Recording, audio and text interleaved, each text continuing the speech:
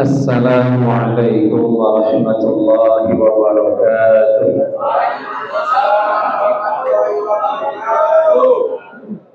Bismillah, alhamdulillah, wassalatu wassalamu ala sayyidina rasulillah Muhammad ibn Abdullah wa ala alihi wa sahbihi wa mawala wa la hawla wa la quwwata illa billah, amma ba'da. Hadirin hadirin jamaah secara hikmah rahimakumullah. Alhamdulillah wa syukrulillah. Mari kita senantiasa memanjatkan puji dan syukur kehadrat Allah Subhanahu wa taala, di mana dengan sebab rahmahnya kita semua masih diberi umur yang panjang, diberi kesempatan, kesehatan, serta nikmat-nikmat yang lain. Wabil khusus nikmat dipertemukan kembali, bisa kembali bersama-sama kita ngaji bareng, tadarus bareng, zikir bareng, doa bareng, ngopi bareng. Alhamdulillah. Maka kita yakini bahwa itu tidak akan terjadi kecuali dengan sebab Allah Subhanahu wa taala sebagai dalangnya, sebagai yang memperlakukan itu kepada kita semua. Itulah syukur yang pertama, meyakini bahwa segala yang terjadi itu adalah atas kehendak kekuatan Allah Subhanahu wa taala. Dan syukur yang kedua, dengan lisan kita menyanjung Allah dengan pujian-pujian bi qaulina alhamdulillah. Lalu kita berusaha, kita gunakan nikmat itu untuk meraih ridhonya, maka itu namanya syukur dengan badan kita, ya, yang diberi titipan harta, dengan bersyukur dengan zakat, sedekah dan sebagainya. Hadirin yang dimuliakan Allah Subhanahu wa taala, salawat, salam dan berkah mari kita doakan semoga tetap tercurah limpah kepada kekasih kita semua, alladzi turja syafa'atuh, yang kita harapkan syafaatnya, yaitu baginda Nabi besar Muhammad sallallahu alaihi wasallam beserta para sahabat, keluarga beliau serta seluruh pengikutnya, termasuk kita yang seperti ini ala kadarnya, taat kita tidak seberapa, taat kita, kemudian ibadah kita masih banyak yang kurang. Maka mengakui kekurangan dalam hal ibadah adalah hal yang wajib, tetapi mengoreksinya, memperbaikinya itu juga tidak kalah wajibnya. Jadi kita menyadari kesalahan kita, tetapi kita berusaha memperbaiki diri. Baik, kita menyadari kesalahan kita, tetapi kita berusaha memperbaiki diri. Baik, mari kita bersama-sama membahas tentang ilmu yang wajib, yaitu fan ilmu yang kedua, ilmu syariah, ilmu fiqih. Kalau ilmu yang pertama ilmu aqidah, ya, itu ilmu tentang keyakinan. Jadi letaknya itu ada di otak kita. Ilmu keyakinan kita mau menetapkan Allah Subhanahu wa taala itu tiada Tuhan selain beliau, selain Allah Subhanahu wa taala, dengan segala sifat-sifatnya yang mulia, yang suci, dan dengan segala asmaul husnanya. Tadi kita baru baca bareng-bareng Pak ya. Nah, lalu kita fan ilmu yang kedua adalah ilmu syariah. Kita buktikan keimanan kita bahwa tiada Tuhan selain Allah, kita dengan cara kita mengabdi, berbakti, beribadah kepada Allah Subhanahu wa taala. Wa ma khalaqatul jinna wal insa illa liya'budun. Jadi tujuan kita diciptakan adalah menghambakan diri. Karena kita memang hamba Allah, kadang-kadang hamba Allah tapi tidak merasa sebagai hamba Allah. Lupa kalau kita adalah hamba Allah, sehingga karena kita durjana, takabur, ya Pak ya, lagi lupa. Nah, alasannya al-insanu mahalul khata'i wan isyan. Itu kita ya, pinter mencari alasan. Ya, enggak apa-apa, itu udah lebih baik kalau kita mau ampun. Baik, ilmu fikih selanjutnya kita pelajari adalah tentang syarat sah salat, ya. Kita buka pada halaman 9, kita baca bareng-bareng Pak ya. Kita baca bareng-bareng halaman 9, kita baca dari atas sampai nanti beberapa syair. Bismillah bareng. Bismillahirrahmanirrahim. Shalli wa sallim daiman ala hamadah. Shalli wa sallim daiman ala hamadah. والآل والأصحاب من قد وحدا والآل والأصحاب من قد وحدا syarat sang sholat hal yang wajib adanya sedari awal hingga akhir sholatnya, yaitu satu Islam tanpa kufurnya, dua tamyiz yaitu sifat pintarnya, tiga sucinya dari hadas yang dua, empat sucinya dari najis semua, lima nutup aurat hendak hadap qiblat, tujuh mengerti maksudnya waktu sholat, delapan meninggalkan yang membatalkan, sembilan yakin sholatnya difardukan, sepuluh tak menganggap fardunya sholat, hanya sebagai amal sunnahnya sholat, maka kafir dan murtad tak sah sholatnya, walau sekejap atau niat kufurnya, tamyiz tandanya bisa makan sendiri, bersuci dan menutup aurat sendiri. Salli wa sallim daiman ala hamada, salli wa sallim daiman ala hamada, wal ali wal ashabi man qad wahada, wal ali wal ashabi man qad wahada. Alhamdulillah. Syarat di dalam sholat ada dua, ada syarat wajib, ada syarat sah. Syarat wajib berarti kalau seseorang sudah mempunyai mencukupi hal-hal tersebut maka dia wajib sholat. Tetapi syarat sah sholat adalah hal yang wajib adanya sedari awal hingga akhir sholat. Jadi syarat sah sholat itu hal-hal yang wajib ada dari awal hingga akhir sholat. Awal sholat apa, Bapak-bapak? Awal yang pertama kali sholat dipakai atau pekerjaan sholat yang pertama apa? Iya betul. Ini niat bareng dengan takbiratul ihram dengan berdiri. Jadi niat hati ikut sholat.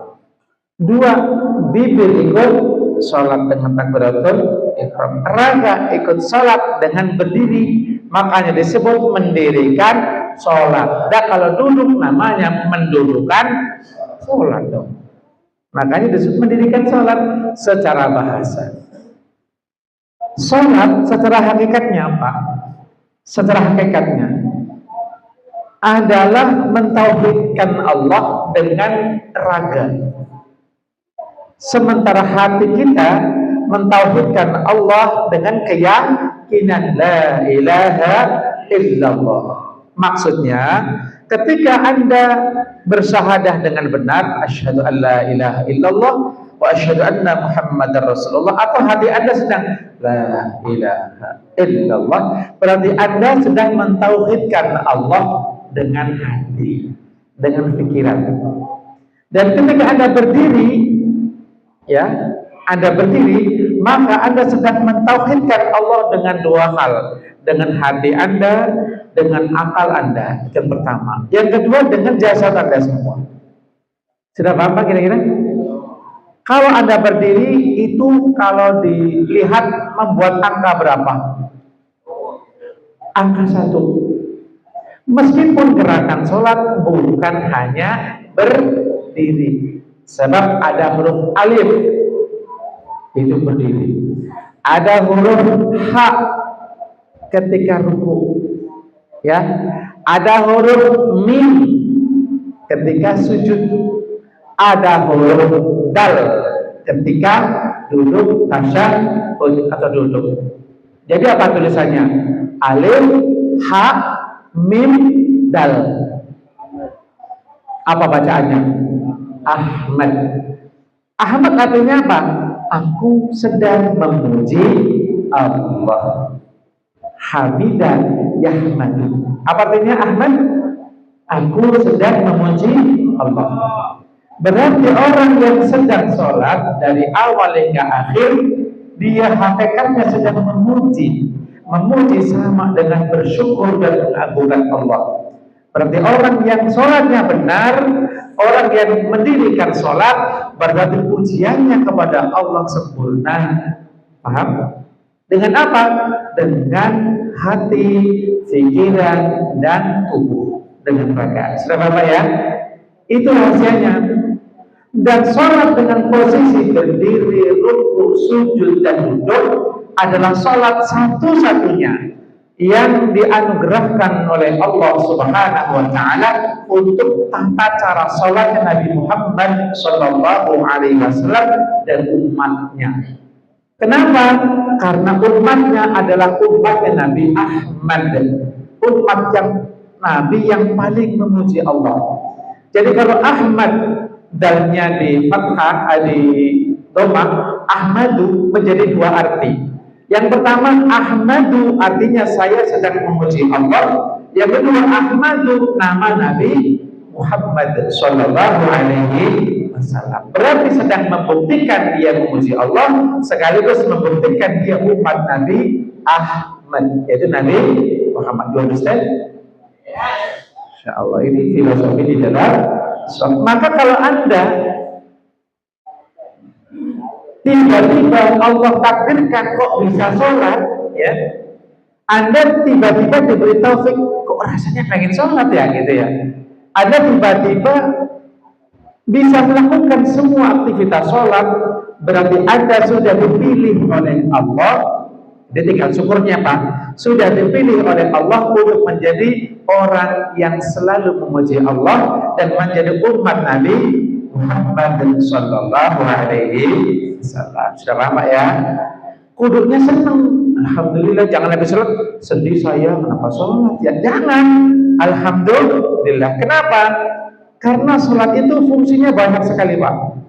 Ada di antaranya tanha 'anil fahsya'i wal munkar. Sholat bisa menjadi pencegah perbuatan keji dan munkar.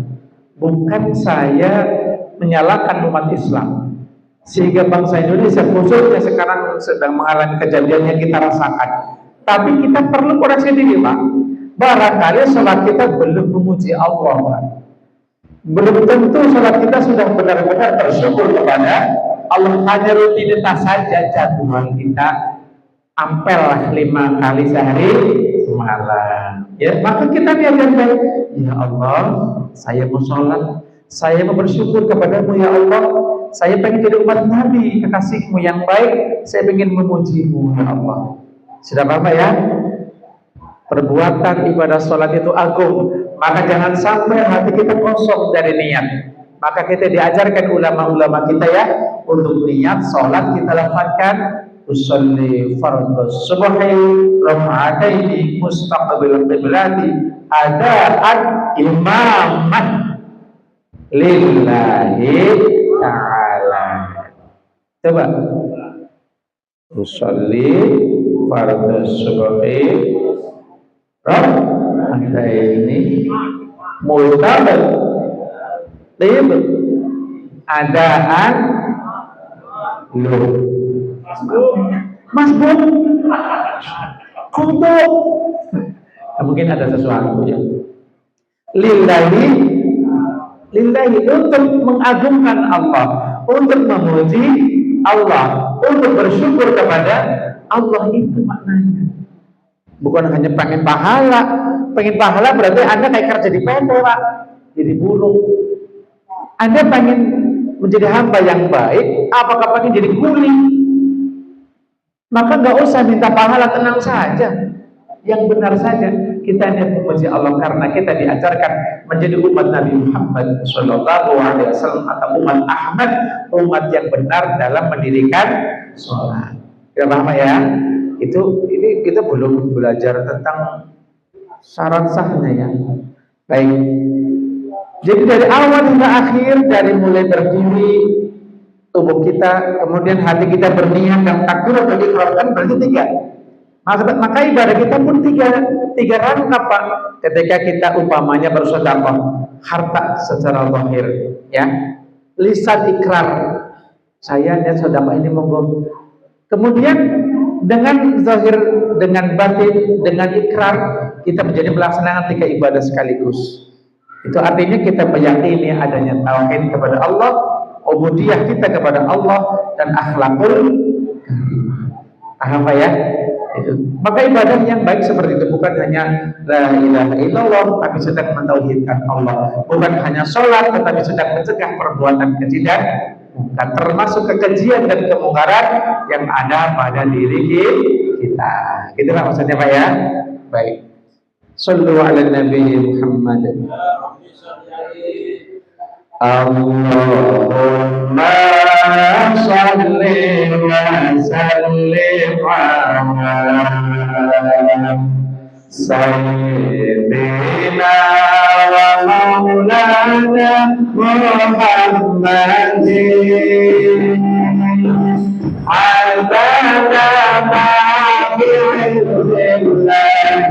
salatan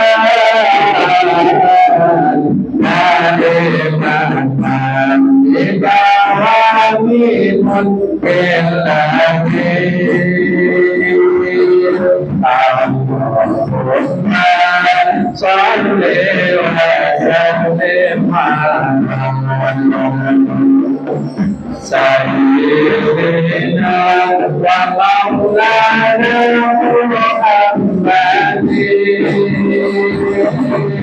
Adana ma'ilillah salatan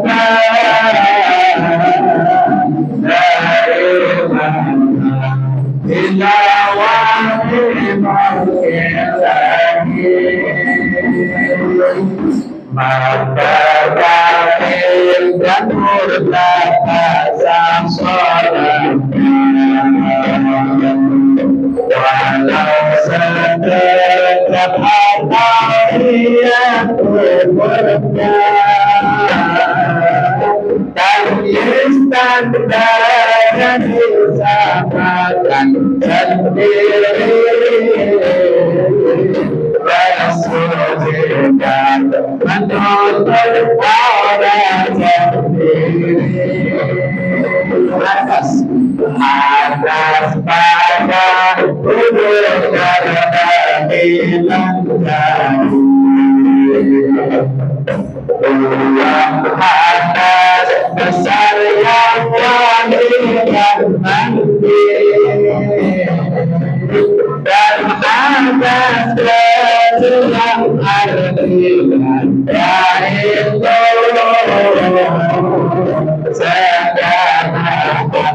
hal yang mengandalkan wajib suci apa yang terbangkan najis najis yang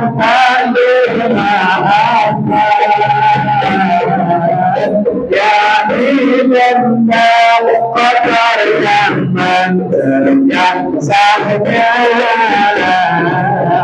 salat bila tiada teringatnya Allahumma salli wa sallim sayyidina wa maulana Muhammad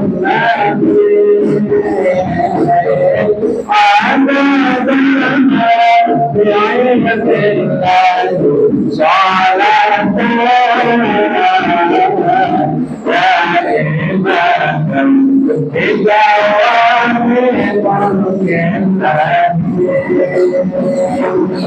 صلوا على النبي محمد. Ya, tadi secara filosofi kita membahas tentang huruf di dalam gerakan sholat. Jadi apa? Ahmad. Maka Nabi Shallallahu Alaihi Wasallam terkenal dengan namanya Muhammad. Artinya apa? Ketika seseorang sudah istiqomah, cakep, sholatnya bagus, khusyuk, kemudian mempraktekkan sholat di luar sholat. Di luar sholat artinya ini loh, orang yang sholat itu tunduk pada Allah. Orang yang sholat itu hatinya terus ingat kepada Allah. Bahkan sampai akhir orang yang sholatnya benar, orang yang benar-benar hablum minallah, hablum minan-nas, pilihan kanan kiri ditutup dengan apa sholat? Dengan salam. Assalamu alaikum. Apa artinya? Semoga salam keselamatan untuk kalian. Nah, maka orang yang seperti ini istiqomah, dia praktekkan, dia dirikan sholat di luar sholat. Jadi ada sholat secara gerakan, ada sholat secara praktek di luar sholat. Maka orang ini akan mendapatkan maqam Muhammad namanya. Maqam Muhammad artinya maqam menjadi umat Nabi Muhammad yang baik, yang khair, yang cakep. Kenapa? Karena dia naik dari Ahmad menjadi Muhammad. Apa Muhammad? Kalau Ahmad artinya aku memuji Allah, ya, maka Muhammad artinya orang yang terpuji. Muhammad secara harfiah orang yang terpuji. Kenapa terpuji? Karena pertama dia melaksanakan perintah Allah berupa sholat. Yang kedua karena dia mempraktekkan hikmah sholat di luar gerakan sholat. Sudah paham Pak ya? Itu kenapa sholat sangat penting sekali. Baik. Yang pertama Islam tanpa kufurnya diterangkan dalam bait yang ke-36, yaitu maka kafir dan murtad tak sah sholatnya walau sekejap atau niat kufurnya. Maka orang kafir itu nama orang, sifatnya pekerjaannya namanya kufur. Apa? Kufur. Jadi orangnya namanya kafir. Jadi kalau secara bahasa salah mengucapkan orang kafir itu salah. Yang benar orang kufur. Ya, orangnya namanya kafir. Karena banyak yang nggak tahu artinya kafir. Ya wes coba belajar. Wow, kafir. Mana toh Pak? Ya wes saya nggak bisa bilang salah lagi. Roro boso mungkin ya namanya ya. Nah, orang kafir orang yang menutup dirinya dari percaya kepada Allah, orang yang ingkar kepada Allah. Orang yang kufur asli. Dan murtad itu orangnya Pak. Oh dia murtad, maksudnya dia itu orang yang sedang keluar dari Islam. Kedua-duanya hukumnya kafir.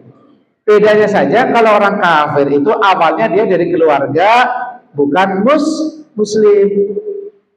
nonis dia. Tetapi kalau murtad, tadinya dia itu menjadi muslim, kemudian dia keluar dari Islam. Afalnya, perbuatannya, fi'il itu namanya riddah. Apa? Riddah. Riddah itu keluar dari Islam. Orang namanya murtad. Sudah paham? Riddah, menolak ajaran Islam. Ya, tapi tadinya Islam. Nah, orang yang kafir, orang yang murtad tidak sah sholatnya, sama sekali tidak sah.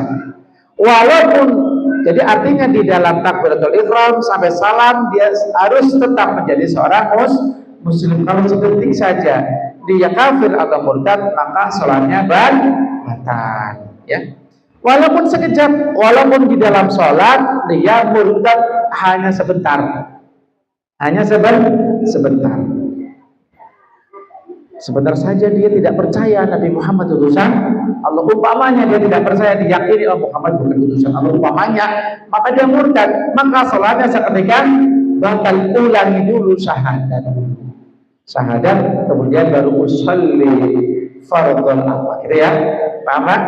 Nah, atau niat kufur walau sekejap saat itu, atau niat kufur umpamanya ketika sholat seseorang punya niat, bulan depan saya mau masuk agama Kristen umpamanya, dia punya niat menetapkan itu, atau tahun depan, atau besok pagi saya mau masuk inilah gitu ya, agama selain Islam. Maka walaupun niat murtadnya besok, jadi dia tetap mungkin sholat subuh tetap ya, tapi murtadnya, kafirnya hukumnya saat itu juga, karena niat kufur hukumnya sudah menjadi kafir. Sudah paham? Pertanyaannya adalah begini, bapak-bapak, saya nanya, istri Anda ada berapa? 10. Istri Anda berapa? Bapak, istrinya berapa, Pak? Niatnya berapa? Oke, satu. Berarti ada tauhid, ya, tauhid dalam hal berumah tangga, punya istri satu. Kita buktikan, ketika Anda keluar dan biasanya istri belum mandi, kalau Anda bekerja kan istri belum mandi biasanya ya. Ya, umpamanya bagi yang seperti itu, Anda keluar, apakah Anda tidak pernah melihat kaum hawa berjalan menuju pabrik atau kantor? Oke. Ketika Anda melihat bening, alhamdulillah, astagfirullah, Pak, tapi gak rela istighfar, alhamdulillah. Saya tanya, apa langsung berpaling atau ngapalin terus? Ini jam 7:11 menit, rasanya ketemu di sini. Coba besok lagi, kok sama ya? Jam 7:11, kok sama ya? Maaf, awal istri Anda berapa? Berarti hati bisa berpaling. Tapi keyakinan Anda istri Anda berapa? Maka Anda tetap dianggap sebagai suami, meskipun dia rada kurang setia, tapi tetap sebagai suami. Oke, kita kiaskan dengan sholat. Nah, ini pentingnya kita ngaji tasawuf, Pak. Pentingnya kita ngaji hati. Ya, hati itu suatu area yang sangat luas sekali, Pak. Bahkan Allah menyampaikan dalam satu hadis qudsinya yang kurang lebih maknanya begini, tidak ada yang mampu melindungi aku, ya, kecuali hatinya seorang muslim, hatinya seorang beriman kepadaku. Dia sungguh memposonaku, dia sungguh membuat aku cinta kepadanya. Istilahnya kalau bahasa kerennya, Allah itu tertawan sama orang mukmin, cinta banget sama orang mukmin. Oke. Maka hati bersih, Pak. Ya, ketika Anda sholat, jos banget. Kalau Allahu Akbar sampai salam nggak ingat apa-apa kecuali Allah, itu jos banget. Saya nggak bisa, Pak. Jujur, sampai sekarang saya belum bisa, Pak.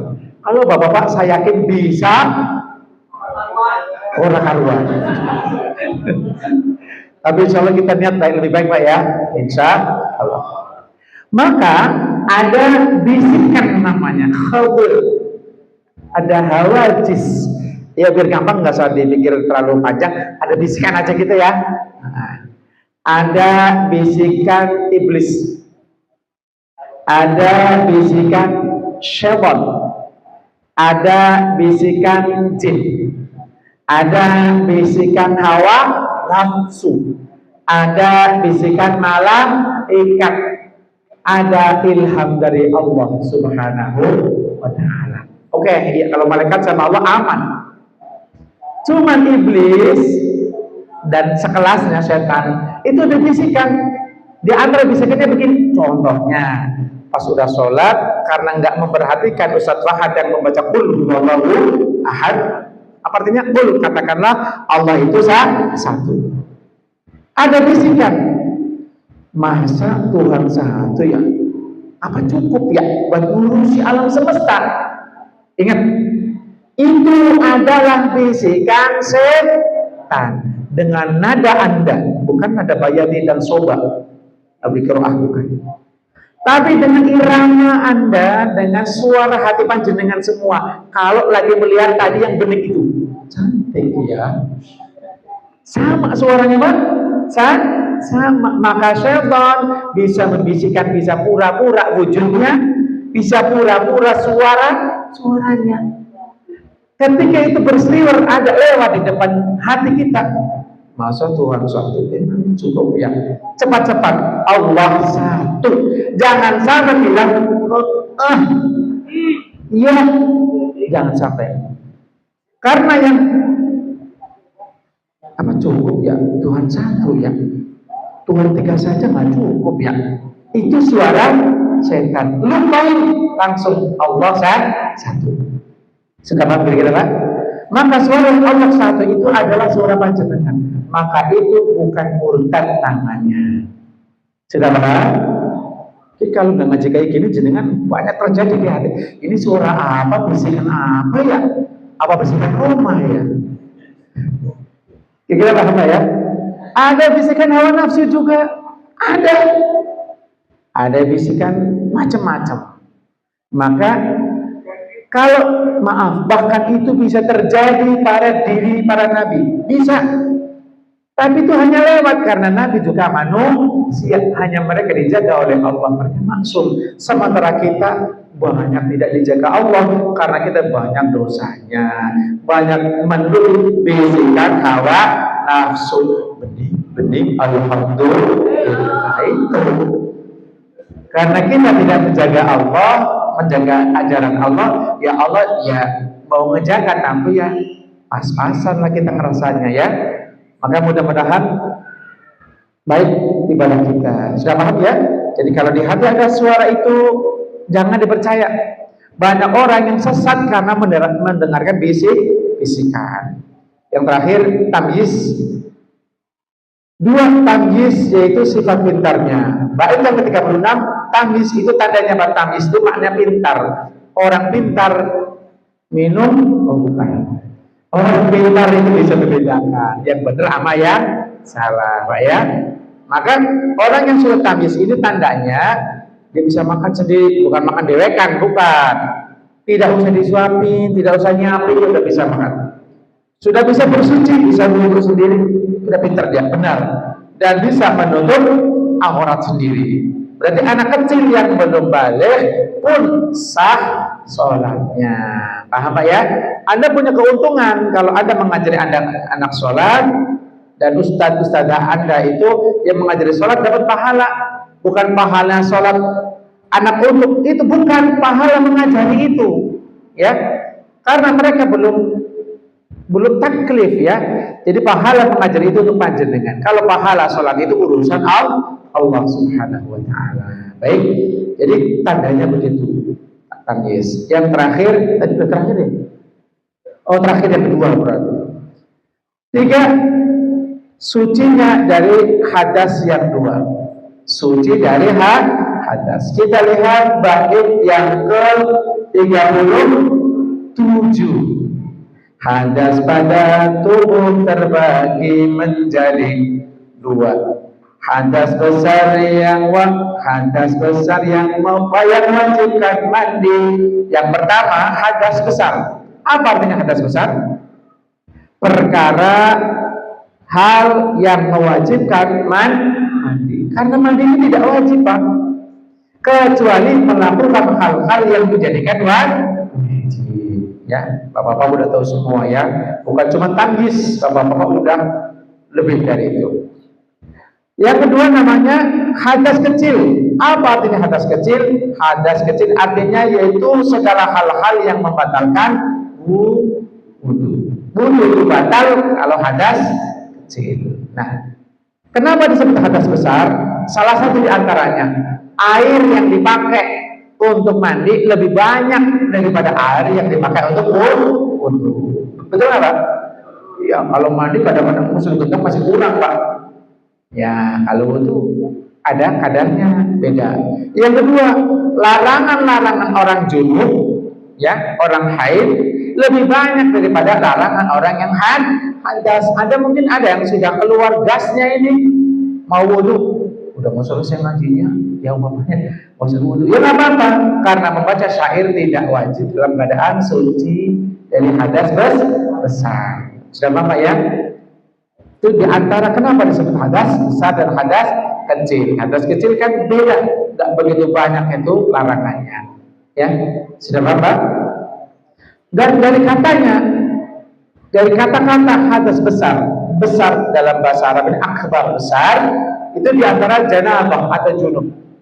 Janabah atau junub maknanya jauh, jauh. Berarti apa? Orang yang sedang junub berarti dia orang yang sedang jauh apa? Jauh dari diperbolehkan melaksanakan ibadah-ibadah tertentu. Itu secara fikih. Secara okelah sedikit kita belajar akhlak. Kalau orang selalu berpikiran duniawi saja, tidak berpikir menjadi ibadah takwa pada Allah, orang ini sedang junub. Apa? Orang sedang jauh dari Allah karena mencintai dunia. Maka diibaratkan orang yang mencintai dunia, orang yang sedang keadaan junub. Itu nggak salah kalau orang-orang seperti itu. Maka dia harus bersuci dari cinta dari dunia agar menjadi dekat dengan Allah. Kira paham orang ini, Pak? Ya, jadi kita ngajinya tauhid, akidah, tasawuf. Begitu yang bisa Al-Fatihah sampaikan. Mudah-mudahan bermanfaat. Amin ya rabbal alamin. Bismillahirrahmanirrahim. Alhamdulillahirabbil alamin. Allahumma shalli wa sallim wa barik ala sayyidina wa habibina Muhammad wa ala alihi wa sahbihi ajma'in. Rahmatika ya Allah ya arhamar rahimin. Ya arhamar rahimin ya arhamar rahimin. Rabbana zalamna anfusana wa illam taghfir lana wa tarhamna lanakunanna minal khasirin. Allahumma shalli ala sayyidina Muhammadin sallallahu taj'aluna biha min ahli al-'ilm wal 'ibadah zahiran wa batinan wa tahshurna biha bi 'ibadika as-salihin dunyana wa ukhrana wa ala alihi wa sahbihi wa sallim tasliman katsiran. Allahumma arhamna bil Qur'an واجعله لنا إماما ونورا وهدى ورحمة. اللهم ذكرنا منه ما نسينا وعلمنا منه ما جهلنا وارزقنا تلاوته